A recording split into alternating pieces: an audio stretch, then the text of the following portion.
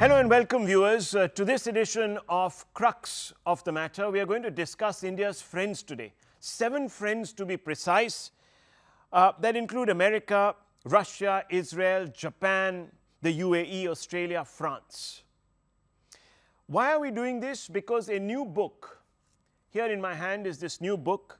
It's written by Sreeram Chaulia, who's the professor and dean at the Jindal School of International Affairs and the author of 5 acclaimed books.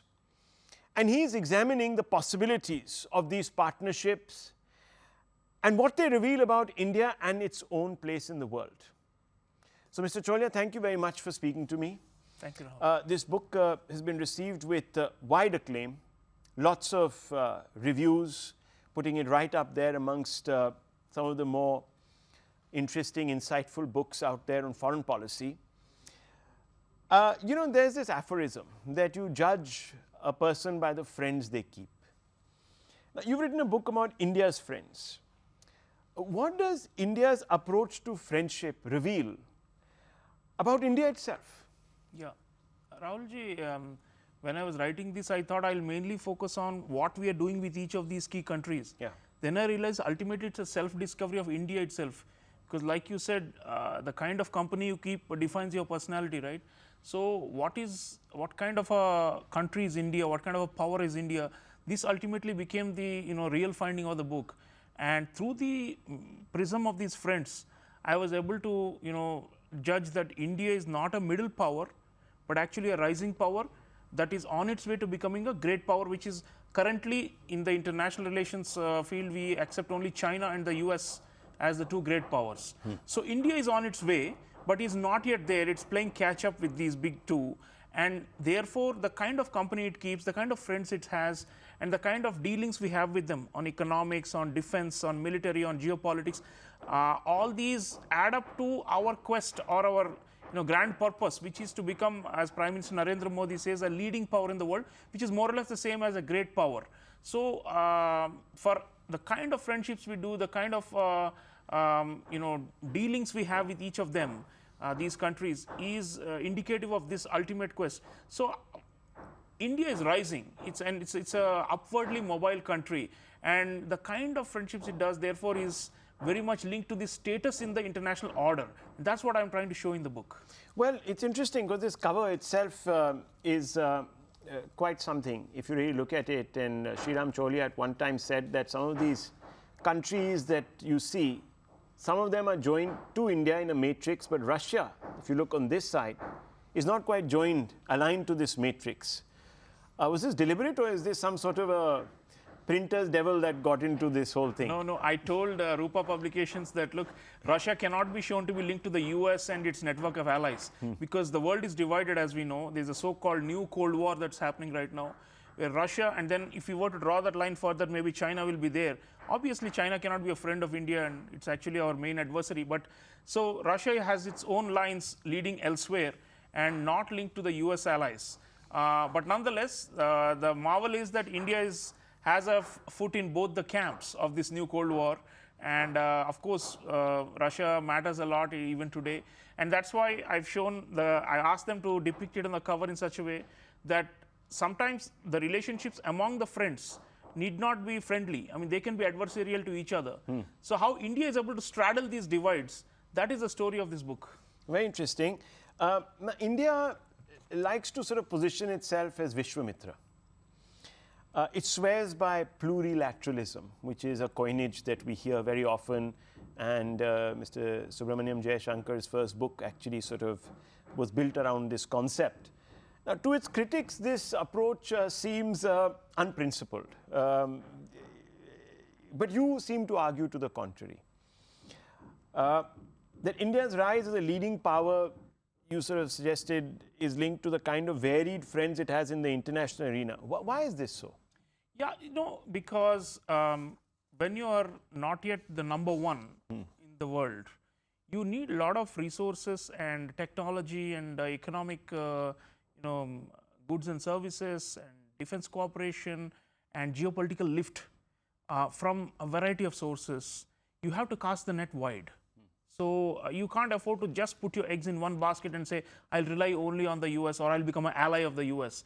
I mean, that will stunt your growth ultimately because you compromise your autonomy. But some middle powers, I mean, if you look back through the 60s, etc., who are today, I'd say not advanced economies, but certainly very prosperous economies and play quite a significant role in their spheres of influence. And you have the Asian tigers, etc. They chose a side. Yeah, yeah, but we are aiming at bigger, If you look at Japan or an Indonesia, I mean, they can at most be middle powers, they can never become great powers.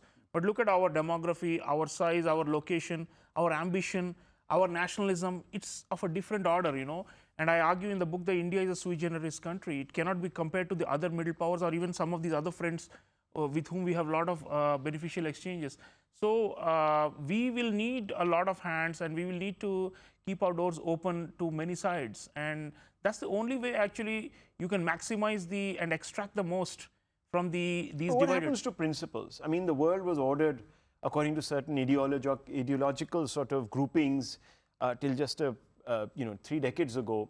Now that all seems to be coming apart. I mean, some people will say, like for example, Ukraine turns around and says that, look, you're friends with Russia. Now, what are you endorsing by becoming friends with Russia? Are you endorsing people just crossing over borders and attacking other countries in today's world? Then others will turn around and say, no, you're friends with America, especially some people in our immediate neighborhood in the Middle East, etc. And they sort of look over their shoulders and say, but America is a hegemon. It's never really been principled. So how does this sort of plurilateralism work in the moral compass, in the moral sphere? Well, Rahulji, first of all, international relations is not a beauty contest. It's not about who is looking the best. It's about who is advancing core national interests with a clear, sense of purpose. And in the Narendra Modi era, we have been, we have really got the clarity much more than before in foreign policy. So what we are doing under him and Dr. Jaishankar is, I'm going to look at a certain country. What am I gaining from it? And of course, we also give back to them. Those countries, not like a one-way street. And if they are enabling my rise, I'll go with it. It doesn't mean, of course, that we have abandoned principle. I mean, if you look at the Russia-Ukraine war, for example, and I show that in the chapter on Russia-India relations, we have taken the view that, the sovereignty and territorial integrity of a country cannot be violated. So we have at most abstained and in some cases wanted, this war to end, rather than justifying Russian aggression. We have not justified their territorial aggression. But what we have tried to say is, look, we have some compulsions, we have some legacy issues with the defense cooperation with them. If you look at the balance of power in Eurasia, as it's called, this large supercontinent, then Russia cannot become completely subservient or dependent on China. If we abandon them and join the Western camp, then there's a real situation where China and Russia actually gang up against us, and that is the worst possible scenario for our growth, in our history. Some people say that that's what's happened under Biden. He's pushed the envelope so much that you have now China and Russia sort of joined at the hip, and that's not actually good. That's not good. So we have more expectations from Trump, who is coming in. But nonetheless, I think that China-Russia axis is mainly aimed at the West against Europe and against the US. It's not so much directed against India. If that was the case, then Russia would stop giving us the weapons that we need. Yeah. Russia would not give us the discounted oil, right? So far, Russia has not succumbed to the Chinese pressure, although I think Chinese have applied pressure. And I show that in one of the chapters after the Galwan incident, the Chinese advised, quote unquote, the Russians in public, saying don't give weapons to India because that will make matters worse. But the Russians didn't pay heed to that. So as long as they're towing that autonomous line, many of these countries, France, a lot of these countries want to be autonomous, and as long as they're autonomous, it works for us. That's the name of the chapter also. It works for us. Yeah, if these friends are autonomous from bigger powers and their pressures, it's easier for us to deal with them.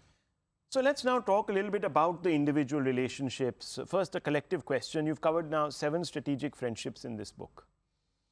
Which one do you think will endure, and which will present us the greatest challenge? So I just want to tell our viewers that China is not a friend, according to Mr. Chaulia, and he's probably right. If this book was written in the 50s, there might have been a massive chapter on China, but I'll come to that in just a few moments. But out of these 7 strategic friendships, which ones do you think are BFFs, so to speak, and others that might say, okay, we've had our little fun, but now thank you very much? Yeah, they are relatively steady. I mean, all of them, we have sustained them. If I were to pinpoint, Japan is our, steadfast and strongest partner in Asia. without Japan, we cannot really manage the China problem.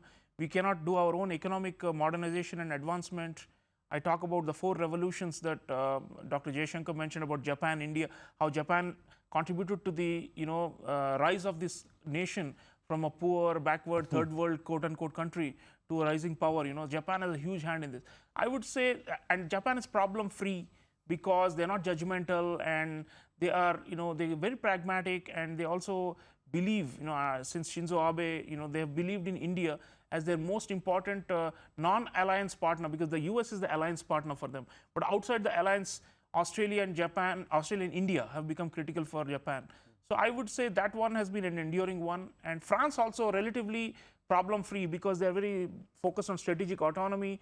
They are US allies, but again, like Japan, have doubts about the credibility of the US commitment. So they want to diversify, have more friends. And for them, in Indian Ocean, Indo-Pacific, no alternative to India.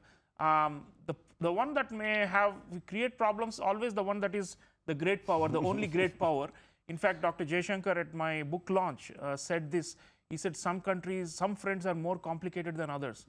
It was like, indirectly referring to the US. And that's because, one, there is a power asymmetry.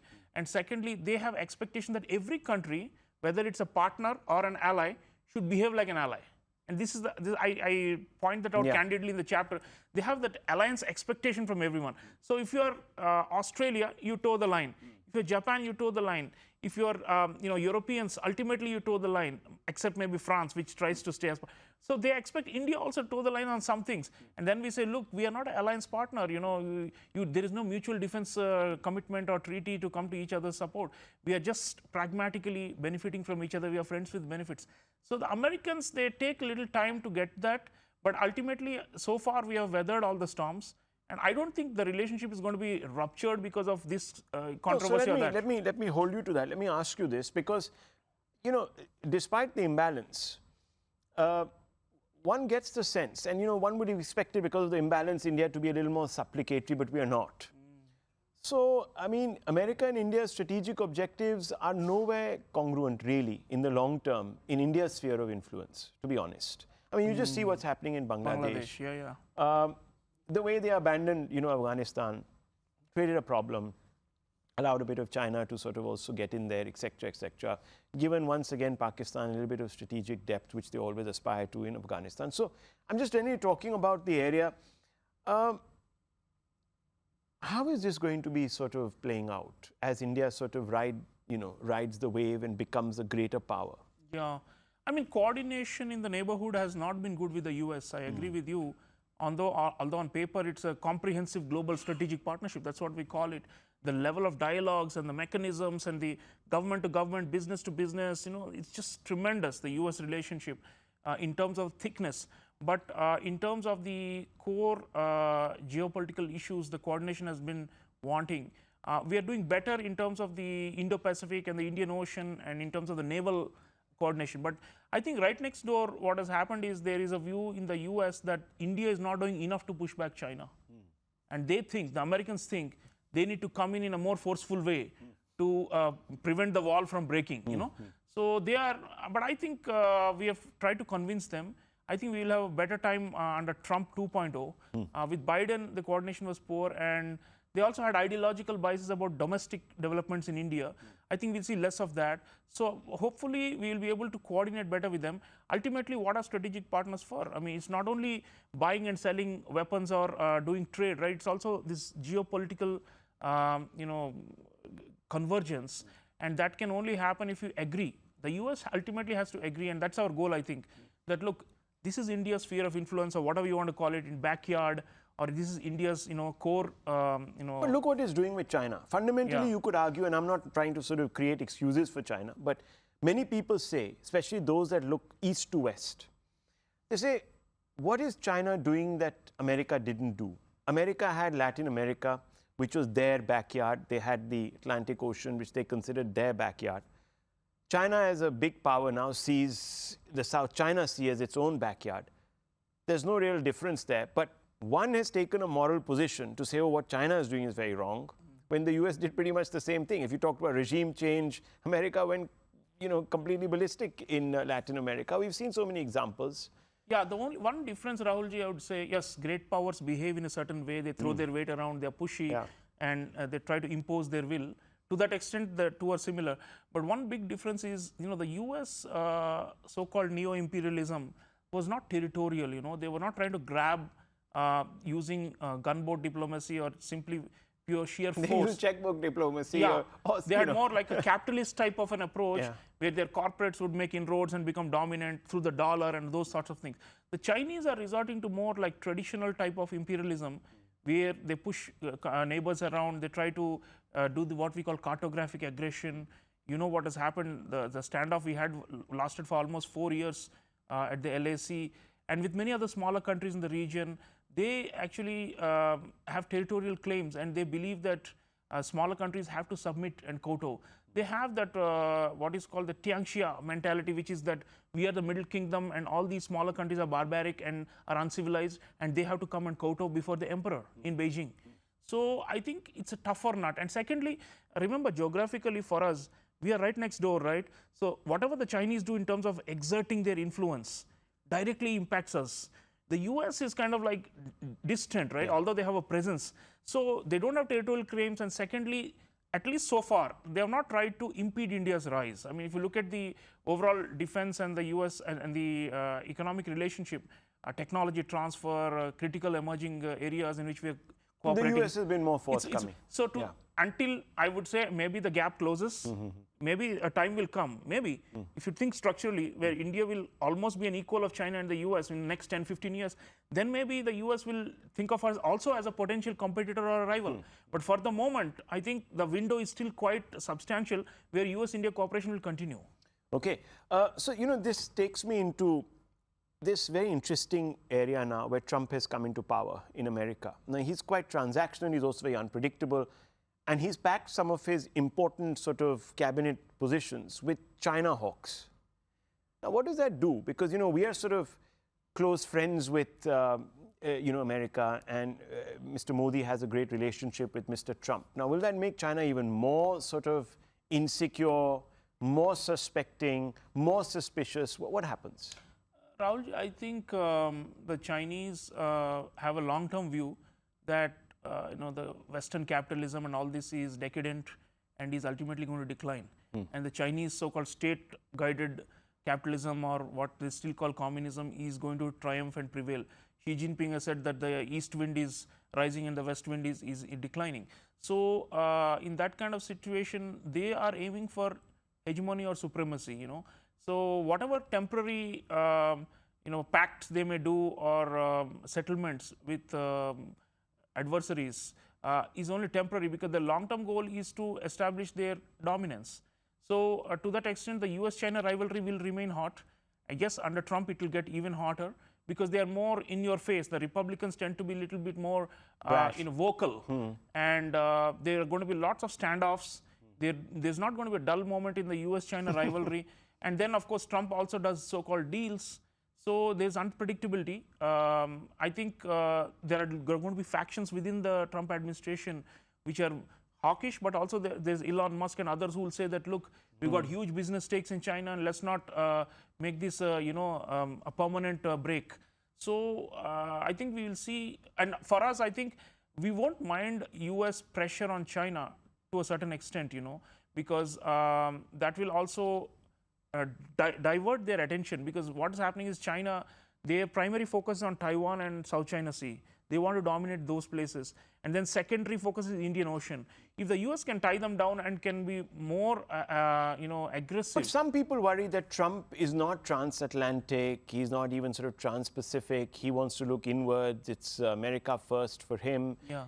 So that will also create sort of give China maybe the feeling that Uncle Sam has no longer got its foot on its jugular. So it might feel a little more emboldened. Yeah, Trump is not a coalition builder. He doesn't do these plurilaterals, minilaterals, or multilaterals well.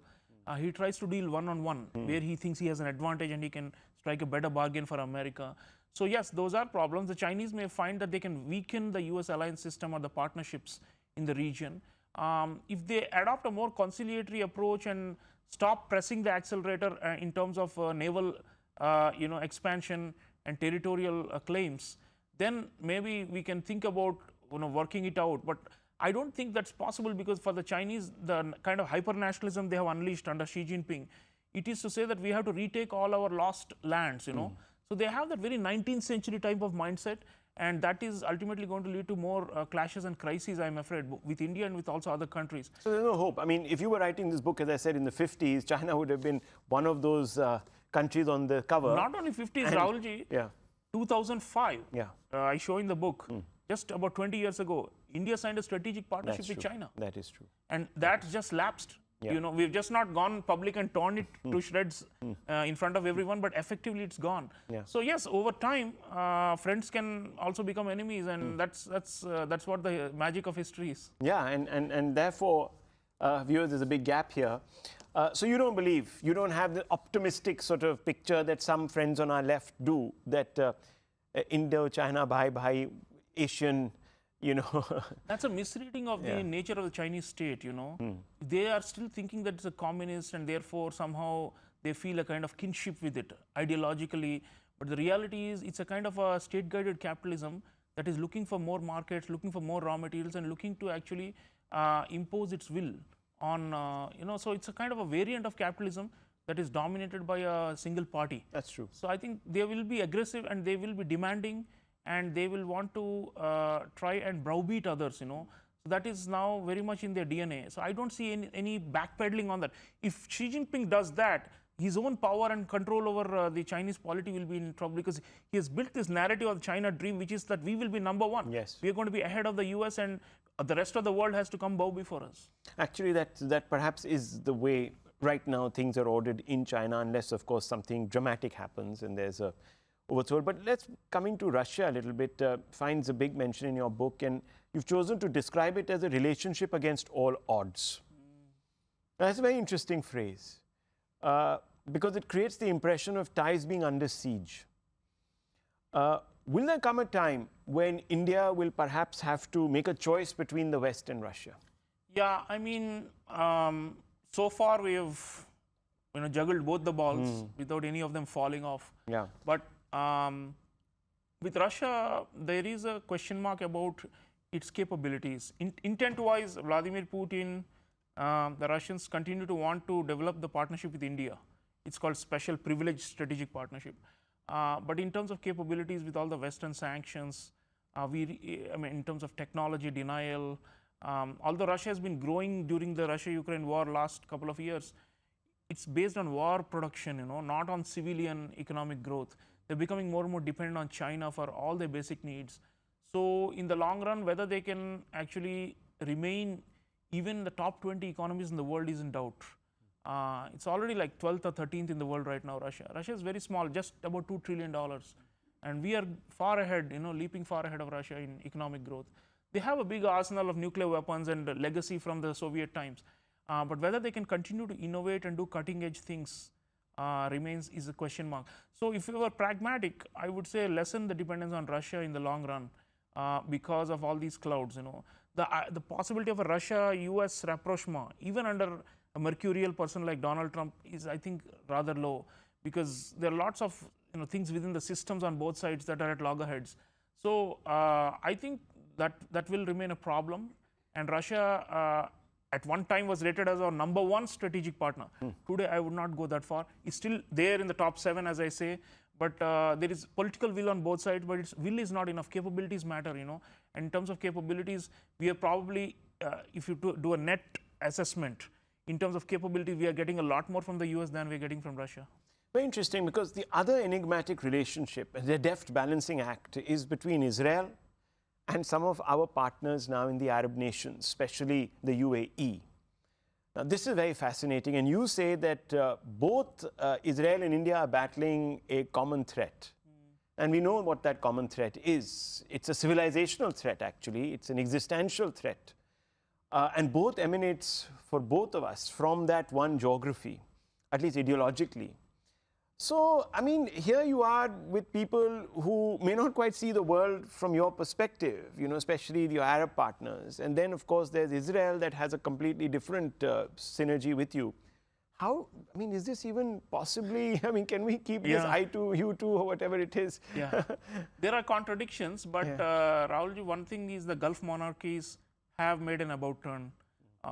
There was a time when Saudi Arabia, especially, and to a lesser extent UAE, viewed the world through purely religious terms, And I give the example of the IC-814 hijacking. Yeah. Almost 25 years ago. Absolutely. And people remember the hijacked plane was landed in Dubai. And then it was taken to Taliban ruled Kandahar, and then we did the trade of the hostages. Now, if it were to happen today, the UAE would definitely side with us and not allow this to happen. And I show how the UAE has evolved.